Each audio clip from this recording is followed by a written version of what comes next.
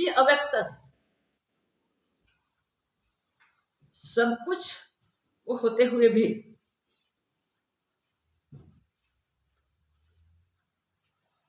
जो वो है वो दिखता नहीं। उस पूर्ण ब्रह्म, उस आत्म तत्व को कोटि कोटि प्रणाम। हम सब जिसको पाने के लिए लालायित हैं, जिसको जानने के लिए आतुर हैं, वो ब्रह्म, वो अपना आपा खुद का ही रूप होते हुए भी उनसे हम अनजान। कितनी बड़ी भ्रांति हो गई है हमें। उस भ्रांति को निवृत्त करने के लिए अष्टावक्र जी महाराज इस पंचम प्रकरण में सिर्फ 4 श्लोक में 4 युक्ति बताते हैं, और चारों युक्ति में से एक युक्ति हमें जो पसंद हुए उस पथ से चलना शुरू करें तो अंत में चारों का ऐक्य हो जाता है, एक ही हो जाता है। ऐसी ऐक्य की अनुभूति के लिए अजातवाद के ग्रंथ अष्टावक्र गीता और योग वासिष्ठ महाराज इतना क्लियर करते समझाते हैं कि हम उसे अक्षर सह आत्मसात करने की कोशिश करें तो और कुछ करने की आवश्यकता नहीं है। जगत कैसे उपजा और कैसे लीन हुए वो जानने के लिए सब आते हैं, और सृष्टि की उत्पत्ति कैसे हुई अणु परमाणु का एक बार है। और हम देखेंगे तो इसमें भी वो भी लिमिटेशंस है, इसमें भी कोई कोई लिमिटेशंस है, और जिसने जैसा अनुभव किया वैसा उन्होंने बताया। मंद बुद्धि वालों के लिए ठीक है, मध्यम बुद्धि वाले के लिए इससे थोड़ा आगे चले कि जब कुछ नहीं था तब अणु भी कहां से आया, परमाणु भी कहां से हुए, तो वो चिंतन उसमें चलता है। और तीव्र बुद्धि वालों को शास्त्रों के माध्यम से, सत्संग से वो बात समझ में आती है कि जब कुछ भी नहीं था तो अभी ब्रह्म सत्ता तो थी, उस ब्रह्म सत्ता में से जगत उत्पन्न हुआ है। मैं तीव्रतर बुद्धि वाले को निश्चय है कि जगत कुछ बना ही नहीं, दृश्य इतना बड़ा दिखते हुए भी वो तो दृश्यातीत है, वो दर्शन का विषय नहीं है।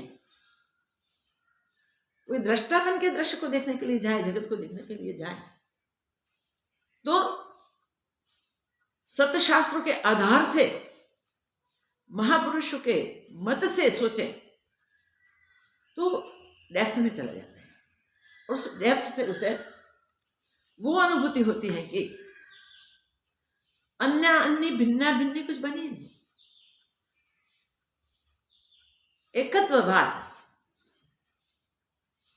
जो है उसमें एक ही है ऐसा कहते हैं। एक ही कहेंगे तो भी वो कहने वाला बच जाएगा।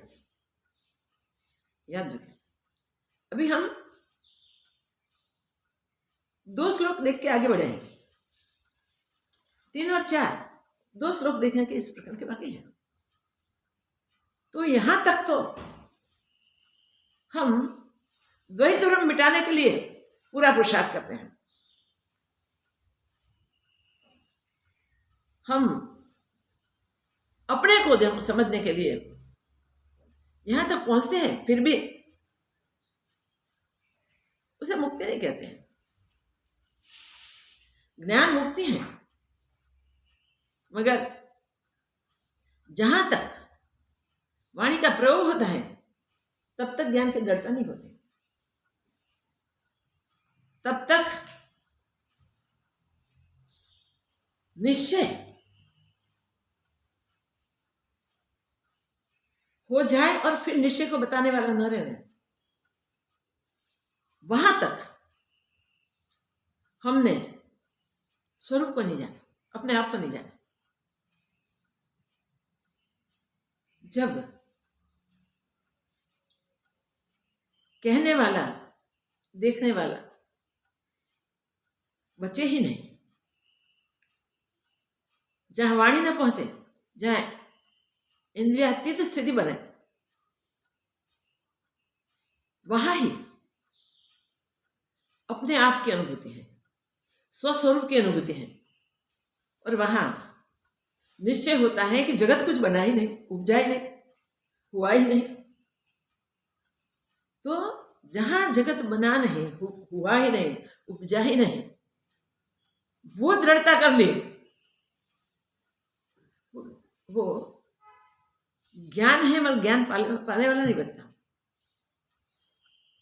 कि कोई भी बच जाए तो पूर्णता नहीं है, वहां तक अपूर्णता है। वहां हम कहें अभेद दृष्टि, भेद है ही नहीं किसी का। ऐक्य सोचते सोचते करें तो भी सोचने वाला रह जाता है। जीव और ब्रह्म की एकता करें। आगे कहा जब तक मनुष्य ये जगत को जो दिखाई देता है वो और जगदीश्वर को एक निश्चय नहीं कर सकता, तब तक ज्ञान होना संभवित नहीं। इतना भी भेद रह जाएगा कि जगत है और जगत न उपजाने वाले ईश्वर है, वहां भी भेद है। ऐक्य हम करें अभ्यास करके तो ऐक्य है, जीव और ब्रह्म का ऐक्य है, वो कहेंगे तो भी नहीं हो सकेगा। ब्रह्म ही ब्रह्म है, मैं दूसरा बना ही नहीं, कुछ उपजा ही नहीं, तो फिर कहां से हम ये भ्रांति खड़ी करेंगे? इसकी दृढ़ता के लिए ये 4 श्लोक में बराबर ध्यान देना है, चारों युक्ति को जान लेने हैं। लास्ट हमने उसका निरूपण किया था, उसकी बातें भी की थी, और अभी बाकी के 2 श्लोक में यही होगा, जिससे हम जगत का त्याग करने की इच्छा न करें। इसके लिए प्रथम श्लोक में ही बताया, तुम असंग हो, तुम्हें किसी का संग तो है नहीं, तो तुम किसका संग करते हो? असंग हो मैं शुद्ध हो, पवित्र हो, तेरे में अन्य कुछ है ही नहीं, तो फिर त्याग क्या करना चाहते हो? वैराग्य करो, त्याग करो, संभवित ही नहीं है। तुम ब्रह्म ही हो, और आगे बढ़ के सर्व ब्रह्म है, वो दृढ़ता इसी अभ्यास से हो जाएगी। इस दृढ़ता के लिए हम चारों श्लोकों को पहले चैंटिंग करेंगे और फिर तृतीय श्लोक का आज डिटेल से अभ्यास करेंगे। 2-3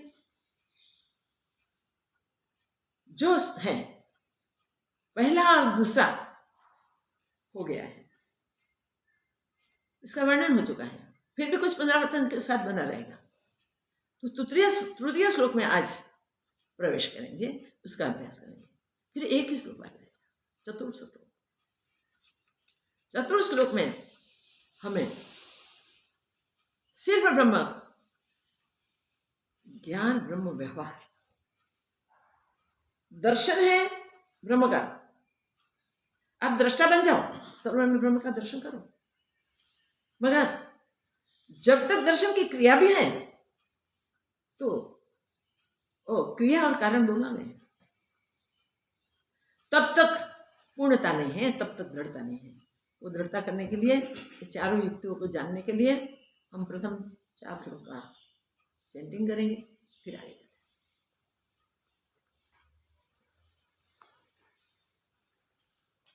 न ते संगोऽस्ति केनापि किं शुद्धस्त्यक्तुम् इच्छसि संघात विलयं कुर्वन् एवं एव लयं व्रज उदेति भवतो विश्वम् वारिधेरिव बुद्धुदः इति ज्ञात्वेकम् आत्मानम् एवं एव लयं व्रज प्रत्यक्षम् अपि वस्तुत्वात् विश्वं नास्त्यमले त्वयि रज्जु सर्प इव व्यक्तम् एवं एव लयं व्रज समदुःख सुख पूर्ण आशा नैराश्ययोः समः समजीवित मृत्युः सन्नेवम् एव लयं व्रज सन्नेवमेव लयं व्रज।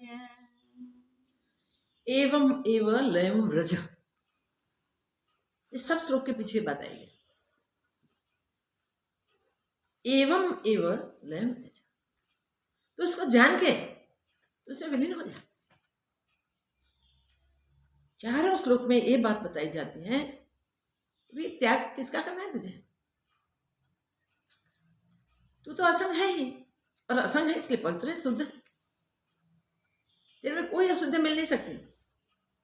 तू किसी का साथी संगाती नहीं हो सकता।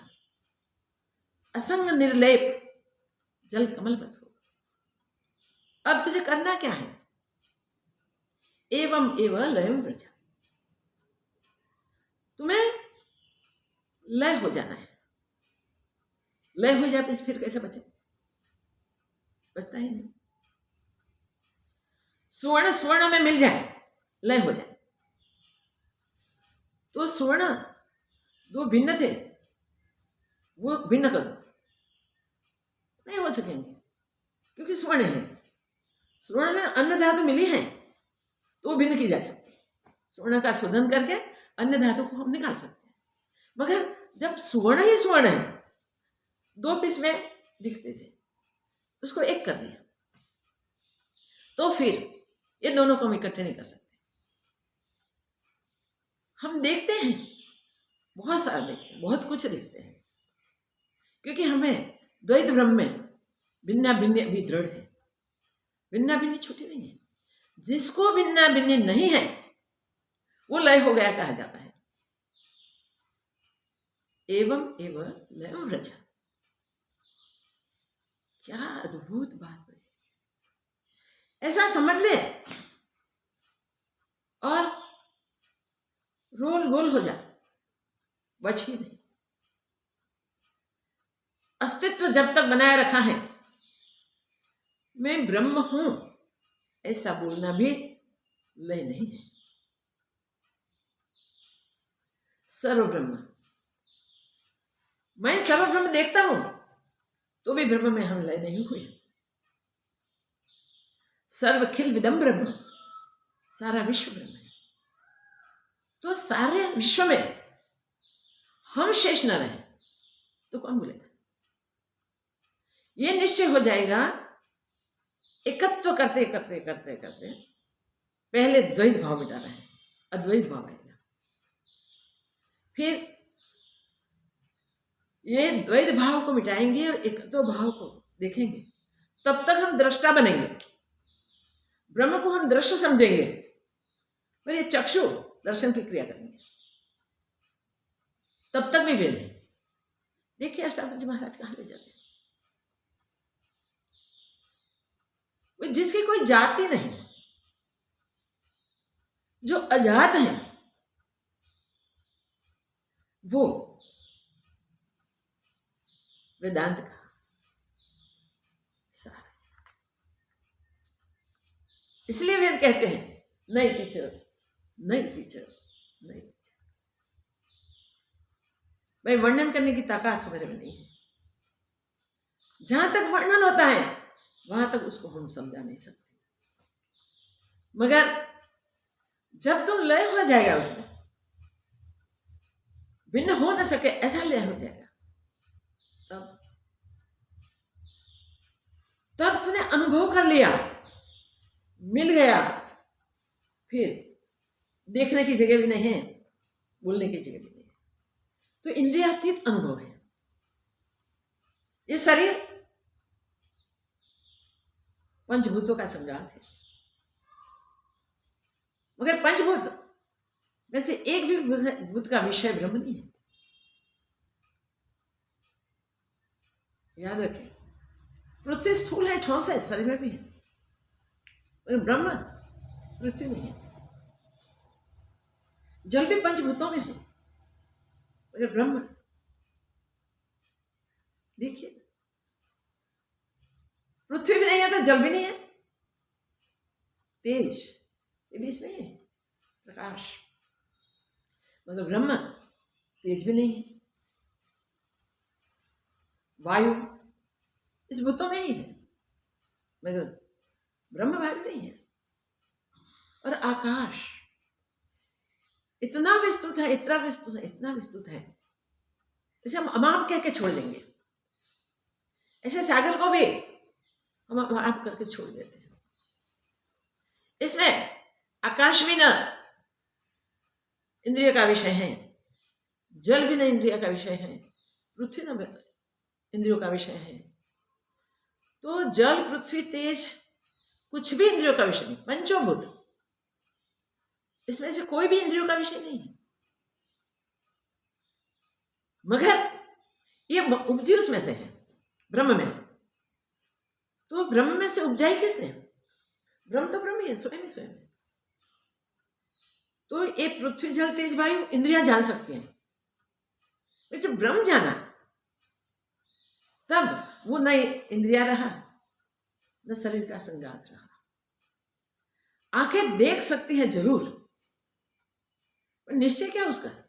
कौन करेगा? जो देख सकती है वो है नहीं, जो नहीं देखती है वो है। कैसे अनुभव है? इसलिए इंद्रियातीत कहा है। देहातीत उसका पूरा संघात है, वो शरीर है, वो शरीर से अतीत कहा है। अब हम सोचे तो क्या सोचे? इसलिए यहां अष्टावक्र जी महाराज कहते हैं कि तुम असंग हो, तुमने खुद ने बोल दिया है। तो असंग होते हुए भी तुम खुद स्वयं शुद्ध हो, पवित्र हो, तो ये सब तुम कैसे हो सकते हो? किसका संग तुझे हो सकता है? जो तुम हो वो जब जानोगे तब तुम ही नहीं बचोगे, और तुम नहीं बचोगे तो कौन बचेगा? जो है वो ही बचेगा। तो जो कालातीत है, कोई काल में उपजा नहीं है, जो शब्दातीत है, शब्दों से जाना नहीं जाता, ऐसे कोई भी इंद्रिय से नहीं जाना जाता। ऐसा जो ब्रह्म तत्व है उसको जैसा है वैसा जाने, तब हम उसमें लय हो गए। ज्ञान ना वो अलग बात है। ज्ञान को हम कहते हैं कि ज्ञान मोक्ष है, जरूर ज्ञान मोक्ष है, मगर मोक्ष पाने वाला शेष रह जाए तो ये मोक्ष में मुक्त नहीं है, लय नहीं हो गए। यहाँ लय की बात हो रही है कि लय हो जाओ। तो पहले विचार कर, उदेति भवतो विश्वम वारिधेरेव बुद्बुद। जैसे पानी में बुदबुदे होते हैं, तरंगादि होते हैं, मगर उसमें पानी के सिवा कुछ नहीं है। इसी प्रकार ब्रह्म में से उत्पन्न हुआ ये जगत, ये विश्व ब्रह्म से भिन्न नहीं है, ब्रह्म के सिवा और कुछ नहीं। चाहे नाम रूप गुण कितने भी हो गए, मगर वो है वो ही हो। जैसे पानी के अनेक नाम, वारी के नाम अनेक हैं, रूप अनेक हैं, वो सब दृश्य भी है, मनुष्य देख भी सकता है उसे, मगर वो जब तक मिल न जाए, ब्रह्म में विलीन न हो जाए, तब तक कुछ न कुछ बचता रहेगा। ये देखने वाला बचेगा, विचार करने वाला बचेगा, स्पर्श करने वाला बचेगा, मगर ये सब तो मन बुद्धि और इंद्रियों का विषय है। मन सोचता है, बुद्धि निश्चय करती है, इंद्रियां अनुभव करती है, मगर वो नहीं है। जो स्व में मिल गया, ओल गोल हो गया, ओतप्रोत हो गया, भिन्न ना हो सके, इस प्रकार जुड़ गया, इस प्रकार मिल गया, वैसे ही ब्रह्म की अनुभूति करके ब्रह्म में ब्रह्म बन गया, वही पूर्ण ज्ञान में स्थित रहा। वही कहे कि महात्मा ज्ञानी है। महात्मा को हम पूछेंगे आपको ज्ञान हो गया है, तो किसको ज्ञान हो गया? महात्मा वही पूछेंगे, ज्ञान किसको हो? ज्ञान किसको हो? उसका उत्तर महात्मा नहीं देते, वो मौन ही होते हैं, क्योंकि वहां वाचा की जगह नहीं है, वाणी का स्थान नहीं है। मौन ही ज्ञान है, और मन खुद करके नहीं, याद करके मुझे मौन रखना है। आज कई साधक मौन रखते हैं, मगर भीतर से वाणी चालू ही करती है, उसे मौन नहीं कहा जाता। और वहां वो कहा जाता है कि वहां तक तुम शेष रह जाते हो, ब्रह्म से शेष रह जाते हो। मैं जानने वाला, ज्ञान पाने वाला, ब्रह्म को देखने वाला, सारे विश्व में मैं ब्रह्म ही दिखता हूं, आत्मा ही दिखता हूं। मगर जब तक ये बातें हम कहते हैं, तब तक हमने सच्ची अनुभूति नहीं की। यहां तो कहते हैं अष्टावक्र जी जनक महाराज को, तू कहता है मैं सुध हूं, मैं असंग हूं, तेरी बात में तुझ कहता हूं, मैं असंग हूं। ऐसे कहने के कारण तू शुद्ध हो निश्चय हो गया, तुम पवित्र हो गया, और पवित्र और को तो पूछा ही नहीं। तो तूने अपने आप में से छोड़ा मैंपन, और कहीं से भी परायापन न रखा। अपनापन और परायापन दोनों जब मिट गए, तब हम सदा सदा के लिए अपने मैंपन को मार के बैठ गए। ये अनुभूति के लिए यहां कहते हैं कि जैसे पानी में ऐसे तरंग आदि उत्पन्न होते हैं, वैसे ही ये कहीं जगत ब्रह्म से उत्पन्न होते हैं। मगर ब्रह्म कहां से उत्पन्न हुआ? उसको उत्पन्न कहां है होना है? जो हमेशा है। हम नहीं थे तब भी था, हम नहीं रहेंगे तब भी रहेगा, आज भी है। ये सारा ब्रह्मांड उपजा उससे पहले भी ब्रह्म ही था। आज ये ब्रह्मांड दिखते हैं तब भी ब्रह्म ही है, और ब्रह्मांड प्रलय को प्राप्त हो जाएंगे, विलय हो जाएंगे, तब भी ब्रह्म रहेगा। तो ब्रह्म नित्य है, इसलिए नित्य कहते हैं। जिसका न पैदा होना हुआ है, जिसका जन्म नहीं है, जिसका मृत्यु नहीं है, तो ये जन्म मृत्यु दृश्य का जो अभिनय दिखता है वो अज्ञान में दिखता है। अज्ञान कहाँ तक है वो हमें सोचता है, वो हमें दृढ़ करना है। तो जैसे ये जगत दिखते हुए भी कुछ है नहीं, हुए नहीं, हो सकते भी नहीं है, न पहले थे न आज है न पीछे रहेंगे। जो हुआ ही नहीं उसको हम सत्य कैसे माने? और हम क्या करते हैं? हम अपना व्यवहार देखें। ये अपने व्यवहार को बदलने के लिए, सत्य को जानने के लिए, मीन्स अपने आप को जानने के लिए, यहां अष्टावक्र जी महाराज हमें जो हम अपने आप को भूल गए उसको जानने के लिए 4 युक्तियां बताते हैं। सबसे पहले श्लोक में कहा कि ये देह में मैंपन कर लिया है, वो देह का तो त्याग कर दे। क्या देह का त्याग हो सकता है? किसका त्याग करे? तेरे सिवा कोई है ही नहीं। तो त्याग की कोई जगह ही नहीं, त्याग का कोई स्थान ही नहीं, त्याग करने योग्य कुछ नहीं। कौन किसका त्याग करे? कहां से त्याग हो सके? सबसे पहले वो सिखाया, फिर भी तुम्हें त्याग करना है तो तेरा देहाभिमान का त्याग कर। जो है ही नहीं उसको स्वीकार लिया है, जो नहीं उसमें अपनापन कर लिया है वो छोड़। जो है उसका स्वीकार करना है, मगर स्वीकार करके रुकना नहीं है। एवं एवं लय ब्रजा, ऐसा जान के उसमें लय हो जाना चाहिए, उसमें मिलगुल जाना चाहिए, तब तो वो हो गया। बादल का पानी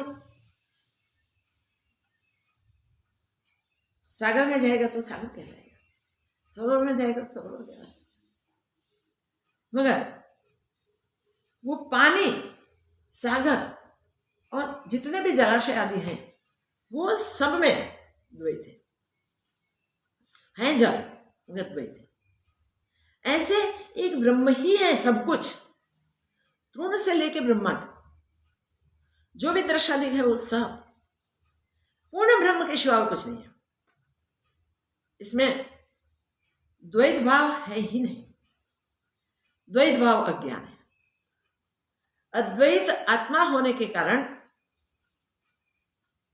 उस अद्वैत को जानने के लिए हमें मीन्स अपने अज्ञान की निवृत्ति के लिए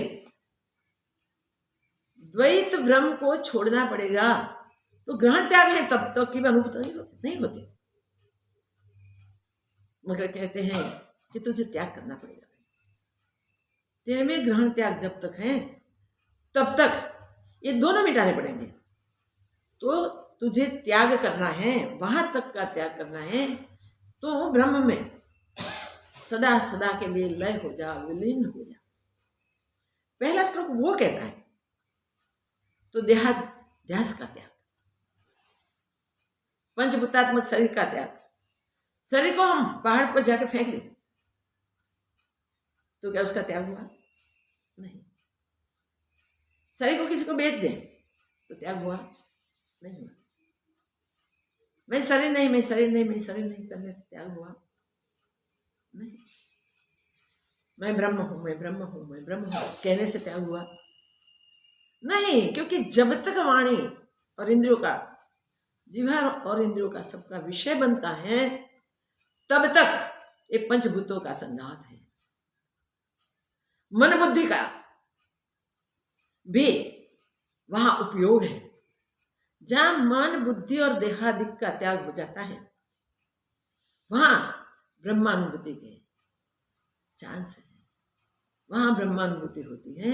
इसलिए तो ब्रह्म है, वो जानने के लिए तो देहाभिमान का त्याग कर, पंचभूतात्मा इस शरीर का त्याग कर। शरीर का त्याग करना मीन्स शरीर को फेंक देना। हमने उसी के लिए शिखरधर चुड़ैला की बात छेड़ी थी। शिखरधर चुड़ैला साथ में ही संत समागम करते थे, शास्त्रों का अभ्यास करते थे, विचार दोनों अपने आप से करते थे। चुड़ैला को सोचते सोचते सत्य की अनुभूति हो गई, उनका द्वैत ब्रह्म मिट गया, वो ब्रह्म में ओल गोल हो गई। और शिखर ध्वज को वो निश्चय नहीं हुआ। व्यवहार तो जब तक प्रारब्ध है तब तक प्रारब्ध का जो भी हमारे सामने प्राकृत आचार आवे वो करना ही है, मगर दृष्टि ऐसे बदल जाती है, व्यवहार ऐसे होता है, करते हुए भी अकर्ता हो जाता है, देखते हुए भी नहीं देखता। तो चुड़ैला का ये निश्चय हो गया, सब कुछ देखते थे मगर उनके ब्रह्म दृष्टि से ही देखते थे, और मैं ब्रह्म हूं ऐसा उनका निश्चय हो चुका है। शिखर ध्वज को था कि ज्ञान में अंतिम त्याग है, इसलिए राजपाट, पत्नी, पुत्र, परिवार सबका त्याग करके निकल गए। चुड़ैल देखते थे, पहले कुछ चर्चा भी की, मगर शिखर तो अभिमान था ना देह में, मैं राजा हूं, मैं ज्ञाता हूं, मैं जानने वाला हूं, आप क्या जानो। हम तुमने दोनों साथ में सत्संग किया है, हमको अनुभव नहीं और आपको अनुभव है।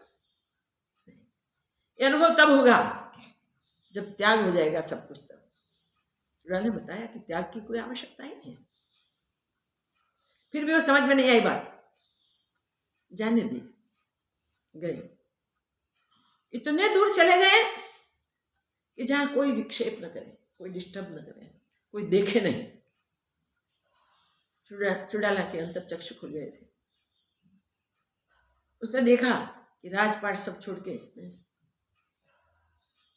जो जवाबदारियां थी सब छोड़ के वो तो चले गए, मगर सच्चा त्याग उसकी अनुभव नहीं है। तो वो भिन्न रूप से रूप बदल के जहां शिखर ध्वज तप कर रहा था, त्याग में तप है, तप कर रहा था, वहां पहुंच के चुड़ैला ने वेश पलट किया और बताया शिखर ध्वज को हुआ कि हो मुझे यहाँ गुरु मिल गए, बहुत अच्छा, बहुत अच्छा, बहुत अच्छा। अपने को धन्यवाद समझने लगे, गुरु के अच्छी तरह से पूजन रचना की। पर गुरु नित्य नहीं रहते हैं, वो वहां से सत्संग करके अपना नए रूप का परिचय देके निकल जाते थे और जाके राज का काज संभाल लेते, फिर वापस आते थे, फिर उपदेश करते थे। जब शिखर ने वो स्वीकारा कि त्याग में तब भी होना चाहिए, तब से ही मैं ज्ञान को प्राप्त कर लूंगा, और वो ही दल्ले उनकी बने रहती थी। बार बार चुड़ैला मीन्स शिखर ध्वज के नए गुरु वो समझाते थे कि आप त्याग तो करके बैठे हैं, अभी भी त्याग आपका पूरा नहीं हुआ। वहां तो कुछ था ही नहीं, जंगल में बैठे थे, एक पर्णकुटिका बनाई थी, पर्णकुटिका में रहते थे। उनके पास कमंडलू था, दंड था, पानी पीने खाने के लिए कमंडलू था, दंड था चलने के लिए, और बैठने के लिए एक आसन था, जपने के लिए माला थी। साधु के उपयोगी साधन उनके पास थे। चुड़ैला ने सब जैसे जैसे शिखर ने बोला अभी भी मेरा त्याग नहीं हुआ है, तब तब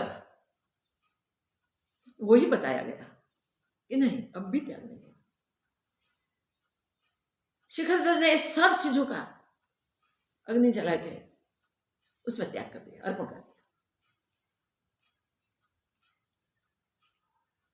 जब कुछ न रहा, माला गई, दंड गया, कंडलू गया, फिर पर्णकुटिका गए और बोला कि अब तो मैंने सब त्याग कर दिया ना। आंसर मिला, नहीं, अब भी कुछ नहीं त्याग किया, कुछ नहीं। हाँ, अब भी कुछ त्याग नहीं किया। फिर एक कौपिन थी, उसका त्याग कर दिया।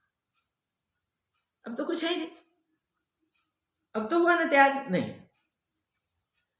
तो अब तो ये शरीर ही है, कुछ नहीं है, इस चिता में डाल दो।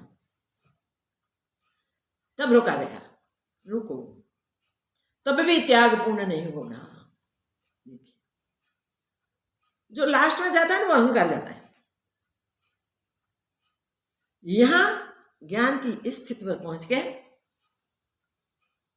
और जनक महाराज अपना अनुभव करके कहते हैं कि आश्चर्य के साथ मैंने इतना इतना इतना इतना अनुभव किया जो हमने देखा है। तब उनकी एग्जाम होती है, परीक्षा होती है। सारी परीक्षाओं में उत्तीर्ण हुए। जितने भी वाक प्रहार हुए वो सब सही है। मान अपमान की बात आती है तब मनुष्य चलित हो जाता है। वहां भी वो अचल रहे। जब देह त्याग की बात आई, देह को छोड़ दो, चला दो, तब तो मेरा सर्व त्याग हो जाएगा ना। तब भी वो कहते हैं नहीं, तब भी सर्व त्याग नहीं होगा। सर्व त्याग के लिए अहंकार का त्याग बहुत जरूरी है, देहाभिमान का त्याग जरूरी है। तो यहां ये बात अष्टावक्र जी कहते हैं कि सर्व त्याग के लिए पहले तो देहाभिमान का त्याग कर। तो पहली युक्ति है सर्व त्याग तो करना है, देह में मैंपन है उसका त्याग कर। द्वितीय युक्ति में ये जगत का आरोप जो है कहाँ है? आत्मा में। तो जो जगत का ब्रह्मांड का आरोप है जिस पर, वो अधिष्ठान आत्मा में, इससे भिन्न कुछ नहीं वो निश्चय कर। आरोप किया है अज्ञान, वहां तक तो अज्ञान है, इसलिए ये अज्ञान को हटा दे, ये आरोप को दूर कर दे। तृतीय है दृष्टा, दर्शन और दृश्य, ये त्रिपुटी का लय कर दे। दृष्टा, दर्शन और दृश्य, दृष्टा, दर्शन और दृश्य, ये तीनों का लय कर दे। दृश्य है तो दृष्टा भी है और दर्शन की क्रिया है। दृश्य नहीं तो दृष्टा भी नहीं, क्रिया भी नहीं। तो एक ब्रह्म ही है, उसके सिवा कुछ हुआ ही नहीं, उपजा ही नहीं। कहते हैं वशिष्ठ महाराज, तीनों काल में जगत कुछ उपजा ही। तो क्या हुआ है? जगत आया कहां से? अज्ञान में तो जगत पूरा दिखता है। तो जब हमारी दर्शन की क्रिया, जगत दर्शन की क्रिया बदलेगी नहीं, तब तो जगत ये बुद्ध बुद्ध की तरह उपस्थित रहेंगे और लय होते रहेंगे। मगर पानी जो है वो न उपजा है न लय हुआ है, पानी जैसा है वैसा ही वैसा होता है। तो दृष्टि जब बुद्धादिक को देख के भी वारी को ही, पानी को ही देखता है, दृष्टि जब पानी को ही देखती है, तब ये भेद मिट जाता है, अद्वैत दर्शन होता है। अगर दर्शन की क्रिया रहे, दृश्य जगत है, दृष्टा देखने वाला है, पर दर्शन की क्रिया है, वो क्रिया है, तब तक अभेद नहीं हुआ, ऐक्य नहीं हुआ, एकत्व नहीं हुआ। ये भेद मिटा दो, ये त्रिपुटी मिटा दो, और मिटा दो कैसी? लय कर दो, देहाध्यास का लय करो, जगत का लय कर दो, और ये त्रिपुटी का लय कर दो। तो कहाँ लय करते हैं हम ये तीनों का? ब्रह्म में। चतुर्थ, ये उत्पन्न करने वाला कौन? चित्त। चित्त को चैतन्य में लय कर दो, ये 4 युक्ति। चित्त को चैतन्य में लय कर देंगे हम, तो हम ही न बचे। जिस रूप में हम अपने आप को मानते थे उस रूप में हम न बचे, हम ही हो गए ब्रह्म। कितने जन्मों से भटकते भटकते भटकते भिन्नता छोड़ ही ना पाए। जब भिन्नता छूटी तब कुछ शेष है ही नहीं, एक अभिन्न आत्मा। हम उस आत्म स्वरूप में लीन हो गए, लय हो गए, तब ज्ञान पूर्ण होता है। तो युक्तियां में से कोई भी एक युक्ति पकड़ लो ना, 4 है, इसमें से कोई एक युक्ति पकड़ लो। इस युक्ति में, इस युक्ति के योग्य शास्त्रों का अध्ययन करो, संतों के साथ समागम करो, ये साधन है। और फिर संतों से जो सार मिला, शास्त्रों से सार मिला, ये क्या एक है? निश्चय करो सोच के। हाँ, संत जो कहते हैं वही शास्त्र कहते हैं, शास्त्र कहते हैं वही संत कहते हैं। अब भी, अब तक वहां तक द्वैत है। जब संत और शास्त्रों का अनुभव, सार, सिद्धांत हम जब ग्रहण करते हैं और अपने अनुभव से ही प्रमाणित करते हैं कि और कुछ उपजा ही नहीं, और कुछ हुआ ही नहीं, एक ब्रह्म ही जैसा है वैसा वैसा तीनों काल में, तो ये ब्रह्मानुभूति के लिए भगवान कृष्ण गीता में कहा, कालो अस्मि। जहां मृत्यु है, जहां काल है, वो चाहे वर्तमान है, भविष्य है या भूत है, मैं ही हूं, मेरे ईश्वर को ही नहीं, कुछ उपजा ही नहीं, निश्चित हो जाता है। जब ऐसी बात हम समझते हैं और स्वीकार कर लेते हैं और अपना अहंकार पूर्ण रूप से मिटा देते हैं, तब हम ब्रह्म ही हैं। इस ब्रह्मानुभूति के लिए हमें अभ्यास करना है। ये 4 श्लोक में एक एक युक्ति की विशद चर्चा है। वो 2 तो हमने देख ली। हमें ये युक्ति को पकड़ के लय हो जाना है, बचना नहीं है। तृतीय श्लोक में क्या बढ़िया बात बताई, बहुत सुंदर बात। प्रत्यक्षम अपि, प्रत्यक्ष ही दिखता हुआ अवस्तुत्वात् विश्वम, जो है नहीं वो विश्व, अवस्तुतात विश्वम, जो विश्व है ही नहीं, अज्ञान में जो विश्व दिखता है वो विश्व प्रत्यक्षम अपि, प्रत्यक्ष है। दिखता क्यों है? प्रत्यक्ष है। प्रत्यक्ष दिखता हुआ विश्व भी है नहीं, वो बात कैसे स्वीकार सकते? जब तक अज्ञान है तब तक वो बात हम स्वीकार नहीं कर सकते हैं। प्रत्यक्षम अपि अवस्तुत्वात्, क्या बढ़िया, विश्वम, जगत। इतना हम देख रहे हैं, छोटे से छोटे जंतु भी वो ब्रह्म ही ऐसा कैसा स्वीकार करें? एक ब्रह्म ही हो गए और हम ब्रह्म हो गए, तो ये हमसे भिन्न कैसे हो गए? मगर निश्चय से सोचना है कि हमारी भ्रांति से हमें दिखा है नहीं, फिर भी है, तो कैसे दिखता है? भ्रांति से, माया से। तो माया मात्र विश्व हुआ, जगत माया मात्र हुआ। तो माया मात्र जगत को देख के हम इसे आकर्षित हो जाते हैं और फंस जाते हैं। माया में फंसा हुआ निकलना भारी हो जाता है, बहुत मुश्किल हो जाता है, क्योंकि माया इतनी बड़बंती है, इतनी अगाध है कि इसको जानने की कोशिश की गए तो माया में लिपट गए, रहेंगे नहीं।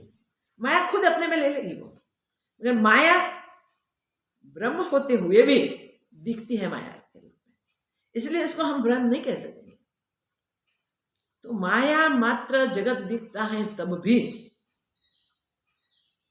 कुछ उपजा नहीं, इतने दृश्यादिक है, वर्णन करते तो जीवन पूरा हो जाए, इतने दृश्यादिक है, इतना विस्तार माया का है, मगर माया मीन्स मिथ्या, तो जो मिथ्या है उसको देखने को जाने की क्या जरूरत है। निकल पड़े हम यात्रा, बस में, ट्रेन में, प्लेन में, कैसे भी हम निकले हैं, बीच में स्टेशन पर आएंगे तो हम कोई स्टेशन पे उतर जाए, ये अच्छा दिखता है नगर, चलो देख के आते हैं। देखने को जाने वाला वापस नहीं आता। मैं जो गंतव्य स्थान पे पहुंचने के लिए पुरुषार्थी है वो जरूर अपने आप में विलीन हो जाता है, खुद में स्थित हो जाता है। ये कितनी महान बात है, कितनी अगाध बात है। इसको समझने के लिए, इसको पाने के लिए हमें करना क्या है, तो चतुर्थ इसमें ये बताया है कि ये जो जगत है वो न अस्ति अमलेत्वयि, न अस्ति अमलेतयि, जो प्रत्यक्ष भाषित होता है तो भी तुम मल रहित, जिसमें तेरे में मल ही नहीं, कोई मल में प्रवेशित तुझमें नहीं कर सकता, ऐसे अमल शुद्ध आत्मा में, इस शुद्ध आत्मा में एवं लयम व्रज, तो इसमें लय हो जा भाई, अपने आप में लय हो जा, उस ब्रह्म में, उस तेरा शुद्ध स्वरूप जो है उसमें लय हो जा। तो बढ़िया से बढ़िया बात है कि जो रज्जु सर्पवत, ये महान बात है, रज्जु सर्पवत व्यक्तम दिखता है, तो उसमें रज्जु सर्प नहीं हो जाती, रस्सी सर्प नहीं हो जाती। रज्जु सर्पवत व्यक्तम, व्यक्त होती है, दिखती है, तब भी वो रज्जु, वो रस्सी सर्प नहीं हो गई है। रज्जु सर्पवत व्यक्तम एवं एव लयम व्रज, ये लास्ट सेंटेंस सब में है, एवं एव लयम व्रज, उसमें तो लय हो जा, उसमें तो मिल जाए और शांति को प्राप्त कर दे। चतुर्थ युक्ति में पूर्ण शांति में अष्टावक्र जीवनी हमें ले जाते हैं कि कैसे पूर्ण शांति में मिले, कैसे विश्रांति मिले, कैसे तुम अपने आप में समाहित हो जाओ, अपने आप में स्थित हो जाओ, तुझके सिवा, तुमके सिवा और कुछ है ही नहीं, वो जान के तुम वो ही हो जाओ जो तुम्हारा अपना मूल स्वरूप है। ये अद्भुत बात बताते हुए कहते हैं कि तो भाई लय कैसे हो, तो चित्त को चैतन्य में लय कर दे। जो चित्त इस संसार को उपजाता है, जो चित्त ये विश्व को, ये जगतों को उपजाता है, कई ब्रह्मांड से उछलते हैं, वो चित्त की उपज है, तेरी अपनी उपज नहीं है। उसको वो आधार है, इसके ऊपर आरोप किया गया है जगत का, तो आधार तो नित्य है, जो उपजा है वो मिलेगा, जो पैदा हुआ है वो मरेगा, जो है नहीं फिर भी है ऐसा दिखता है, तो भ्रांति मिलेगी तब मिट जाएगा, रहेगा नहीं।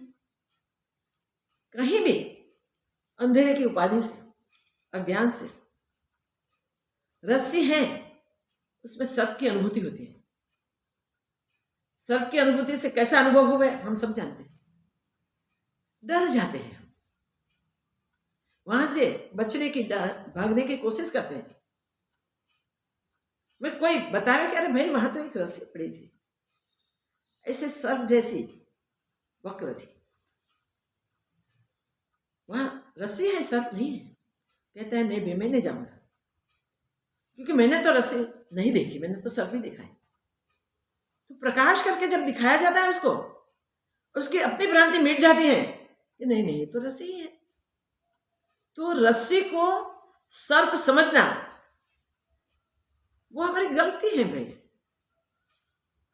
ये दिखा हुआ दृश्य के साथ हम जुड़े, मगर उसमें अव्यक्त जो रूप है, अदृश्य जो स्थित है, उसको हमने नहीं जाना।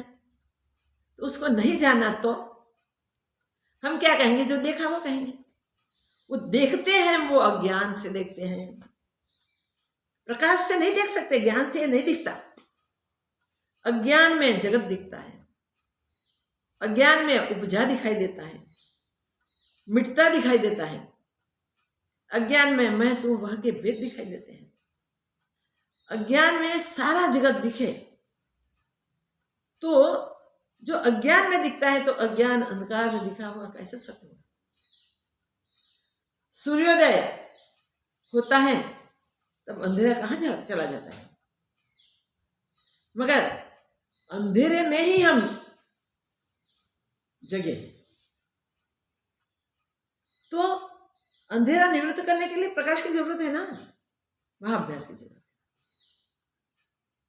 है। रात्रि के समय में हम सोचे कि हाँ भाई जंगल में जाके अनुभव कुछ करें, निकल जाए जंगल में। मगर वो रात्रि अमावस की थी, चांदनी तो थी नहीं, चांदनी भी देख क्या दिखे?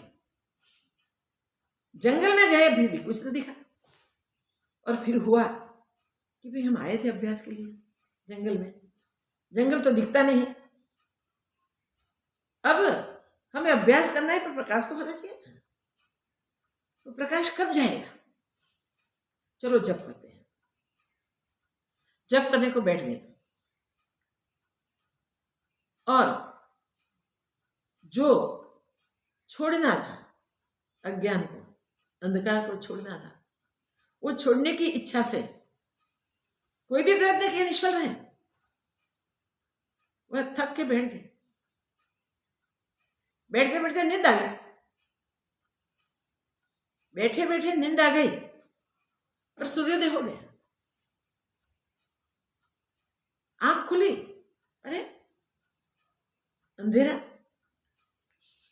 गया, अंधेरा गया, प्रकाश हो गया। फिर अंधेरे का निवृत्ति कैसे हो गया? ना हो गया। सूर्योदय होते पहले ही अंधकार चला जाता है। उषा के आगमन से ही अंधेरा दूर होना शुरू हो जाता है। इसलिए ये युक्तियां को पकड़ के हमारा अज्ञान हटाने के लिए पुरुषार्थ करेंगे, देहाभ्यास छोड़ के अभ्यास करेंगे।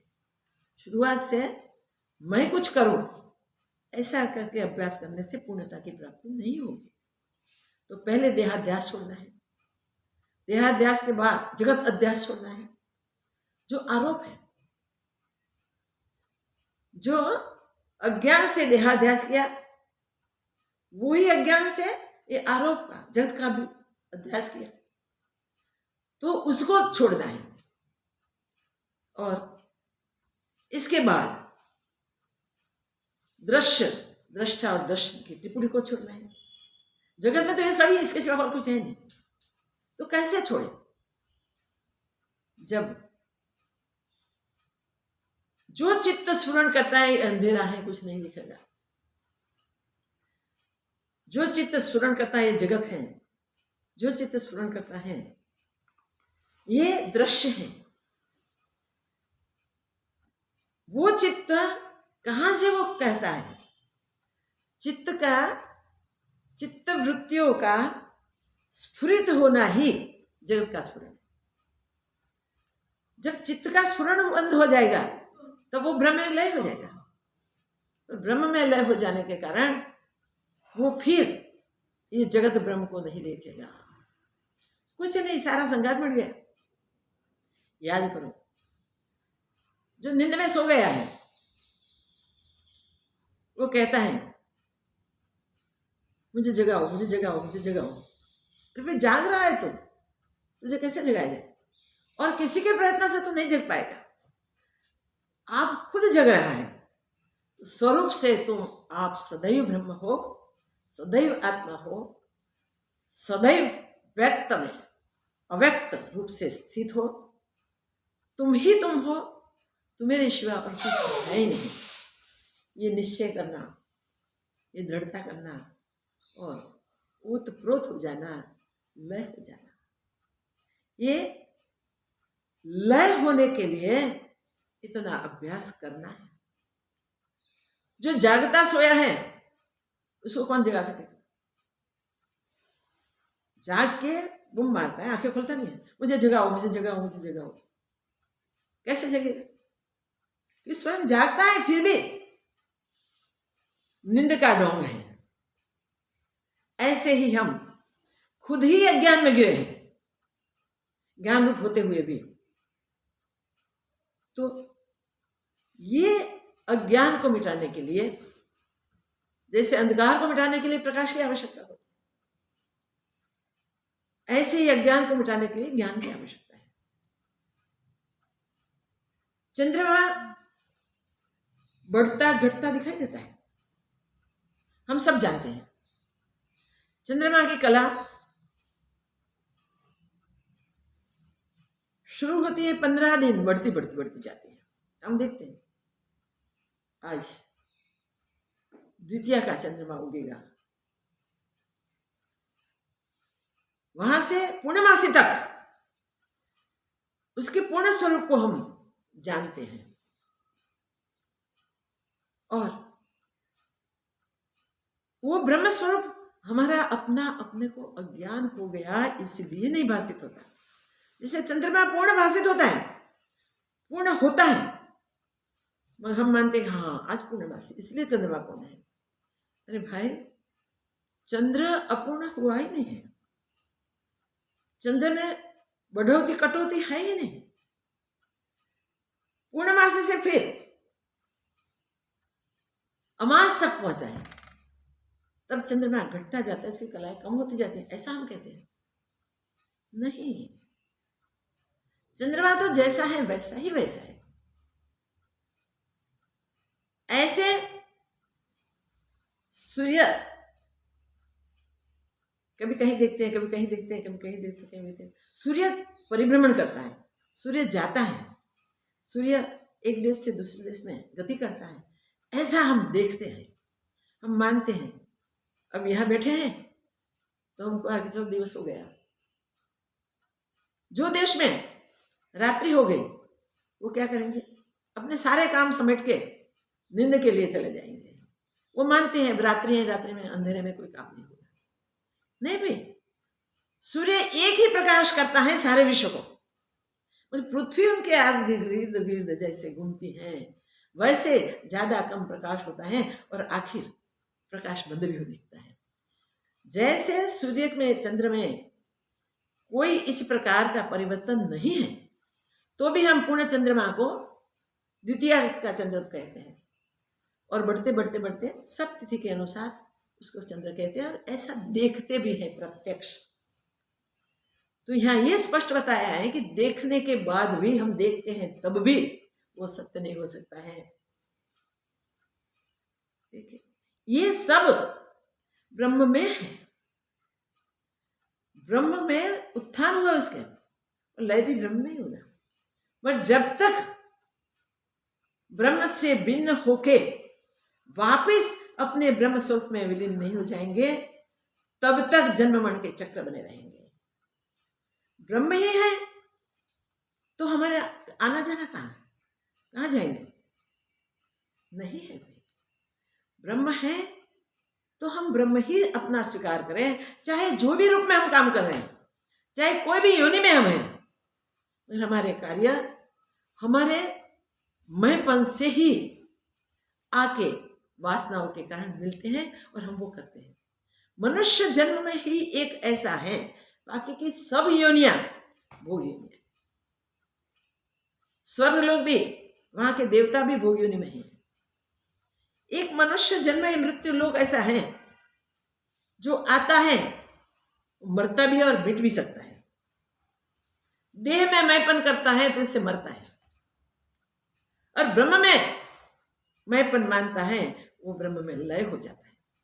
तो ब्रह्म में लय होना ये हमारा मनुष्य जन्म का कर्तव्य है, धर्म है।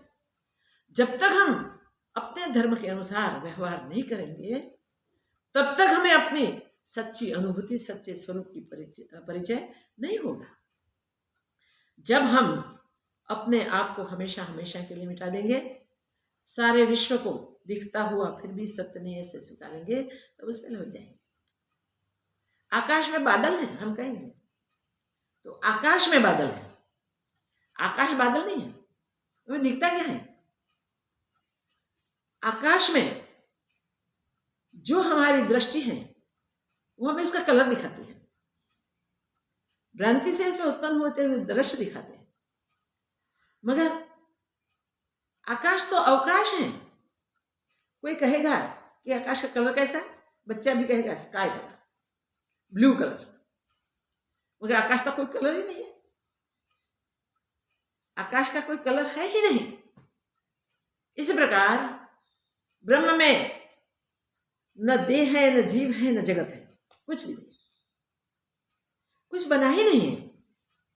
तो जीव जगत का भेद मिटा दें और देहादिक में अपने आप को जो मान रहे हैं वो मिटा दें, तब जो सत्य है, जो नित्य है, जो शाश्वत है, जो सदंतर है, वो अपना आपा हमें मिल जाएगा।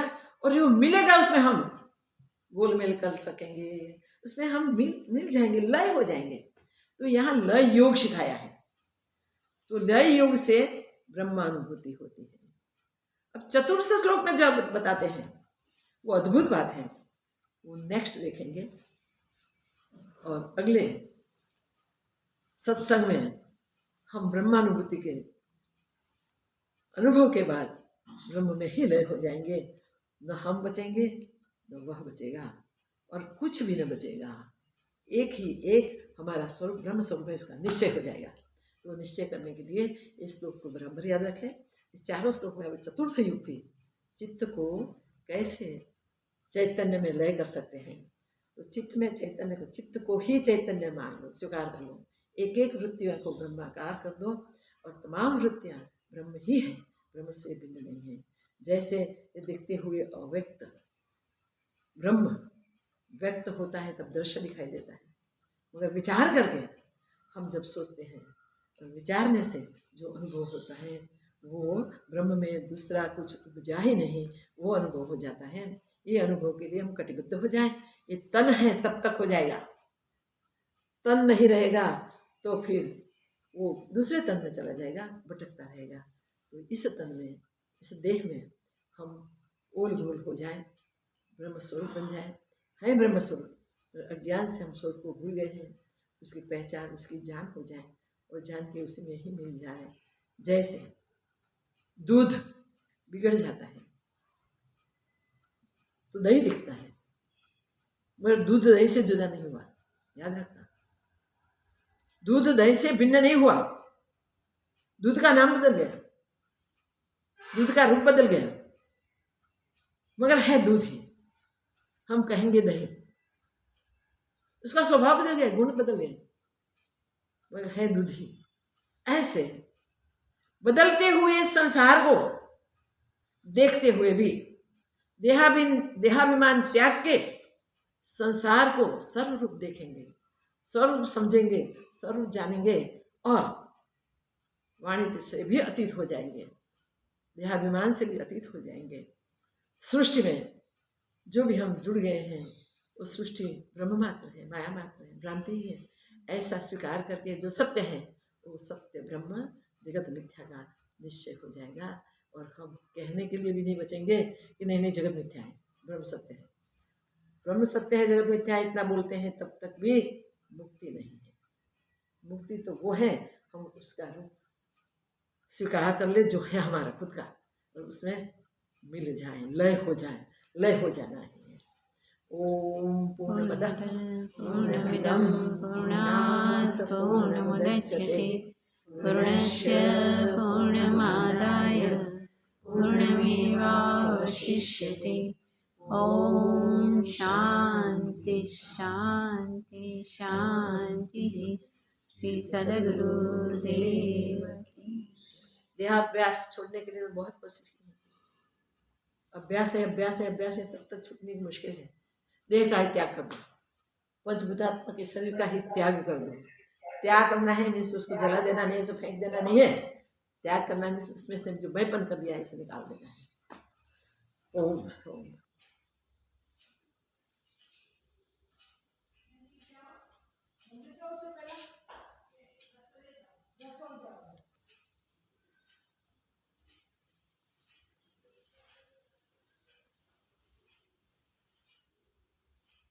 पार्वती